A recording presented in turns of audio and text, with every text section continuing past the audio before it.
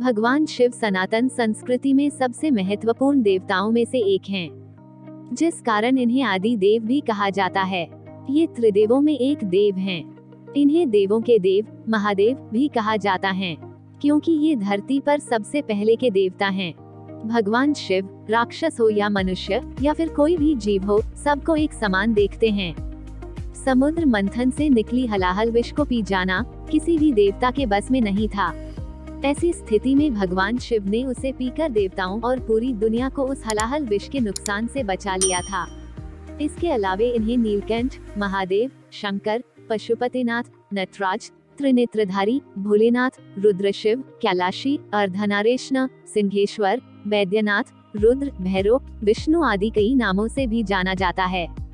तंत्र साधना में इन्हें भैरव नाम से जाना जाता है। शिव हिंदू धर्म के प्रमुख देवताओं में से हैं। वेद में इनका नाम रुद्र है। शंकर जी को संहार का देवता कहा जाता है। शंकर जी सौम्य आकृति एवं रौद्र रूप दोनों के लिए विख्यात हैं। सृष्टि की उत्पत्ति, स्थिति एवं संहार के अधिपति शिव हैं। शिव का अर्थ यद्यपि कल्याणकारी माना गया है, लेकिन वे हमेशा लय एवं प्रलय दोनों को अपने अधीन किए हुए हैं। रावण, शनि, कश्यप ऋषि आदि इनके भक्त हुए हैं। उस कालरूपी ब्रह्मा सदाशिव ने एक ही समय शक्ति के साथ शिवलोक नामक क्षेत्र का निर्माण किया था। उस उत्तम क्षेत्र को काशी कहते हैं। वह मोक्ष का स्थान है। यहाँ शक्ति और शिव अर्थात कालरूपी ब्रह्मा सदाशिव और दुर्गा यहाँ पति और पत्नी के रूप में निवास करते हैं। इस मनोरम स्थान काशीपुरी को प्रलय काल में भी शिव और शिवा ने अपने सानिध्य से कभी मुक्त नहीं किया था। पुराणों के अनुसार भोलेनाथ स्वयंभू है, लेकिन भोलेनाथ से जुड़ी कुछ रहस्यमय कथाएं प्रचलित हैं। तो आइए जानें भगवान शिव से जुड़े कुछ ऐसे रहस्यों के बारे में। भगवान शिव की उत्पत्ति। वैसे तो भगवान शिव स्वयंभू हैं, अर्थात वो स्वयं प्रकट हुए हैं, लेकिन पुराणों में उनकी उत्पत्ति का विवरण मिलता है। विष्णु पुराण के अनुसार जहां भगवान विष्णु ब्रह्मा जी की नाभि से उत्पन्न हुए हैं, वहीं शिव विष्णु जी के माथे के तेज से उत्पन्न हुए हैं, ऐसा उल्लेख मिलता है। विष्णु पुराण के अनुसार माथे के तेज से उत्पन्न होने के कारण ही शिव शंभु हमेशा योग मुद्रा में भगवान विष्णु के ध्यान में लीन रहते हैं। भगवान शिव हर युग में थे उपस्थित।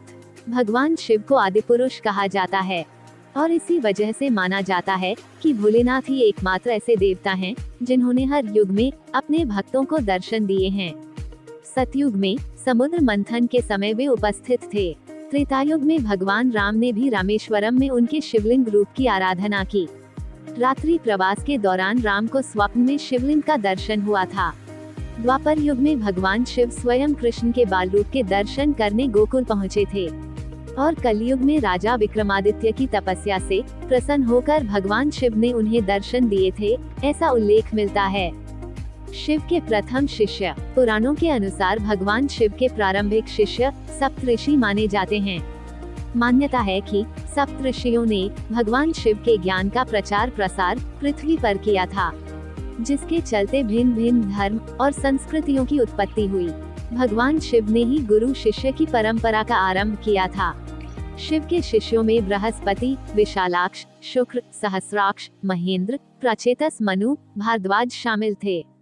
शिव और शंकर। कुछ पुराणों में भगवान शंकर को शिव इसलिए कहते हैं क्योंकि वे निराकार शिव के समान है।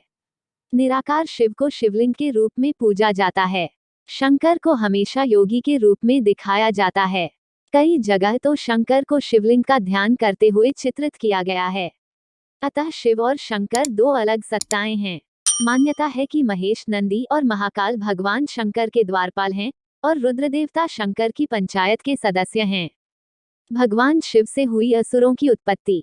पुराणों के अनुसार जलंधर नामक राक्षस की उत्पत्ति भगवान शंकर के तेज से हुई थी, इसलिए जलंधर को भगवान शिव का एक अंश माना जाता है। अन्य मान्यता के अनुसार भूमा नामक असुर की उत्पत्ति भगवान भोलेनाथ के पसीने की बूंद से हुई थी। इसके अतिरिक्त कुछ पौराणिक कथाओं में वर्णन मिलता है कि अंधक और खुजा भी भगवान शंकर के पुत्र थे, परंतु धर्मशास्त्रों में इन दोनों का कहीं कोई उल्लेख प्राप्त नहीं है। भगवान शिव क्यों लगाते हैं भस्म? भगवान शिव के भस्म लगाने की पीछे कई मान्यता जुड़ी है।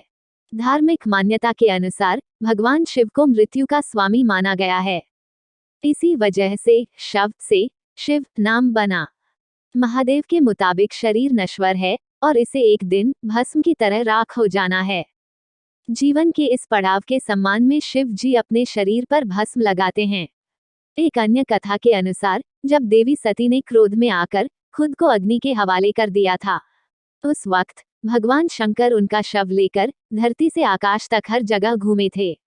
विष्णु जी से उनकी ये दशा देखी नहीं गई और उन्होंने माता सती के शव को छूकर भस्म में तब्दील कर दिया। अपने हाथों में भस्म देखकर शिव जी और परेशान हो गए और सती की याद में वो राख अपने शरीर पर लगा ली। शिव की पत्नियां। ऐसी मान्यता है कि भगवान शिव की 2 पत्नियां थी, पहली देवी सती और दूसरी माता पार्वती। लेकिन यदि हिंदू पौराणिक कथाओं की माने तो भगवान नीलकंठेश्वर ने 1-2 नहीं बल्कि 4 विवाह किए थे। उन्होंने ये सभी विवाह आदिशक्ति के साथ ही किए थे। भगवान शिव ने पहला विवाह माता सती के साथ किया, जो कि प्रजापति दक्ष की पुत्री थी। माता सती के पिता द्वारा भगवान शिव का अपमान न सह पाने के कारण उन्होंने अपने प्राणों की आहुति दे दी। इसके बाद हिमालय की पुत्री पार्वती के रूप में जन्मी आदिशक्ति ने भगवान शिव से दूसरा विवाह किया। हमारे धर्म ग्रंथों में भगवान शिव का तीसरी पत्नी देवी उमा को बताया गया है। देवी उमा को भूमि की देवी भी कहा जाता है। भगवान शिव की चौथी पत्नी मां महाकाली को बताया गया है। उन्होंने इस पृथ्वी पर भयानक दानवों का संहार किया और तीनों लोक की रक्षा की। ऐसी ही और वीडियोस देखने के लिए हमारे चैनल को सब्सक्राइब करें।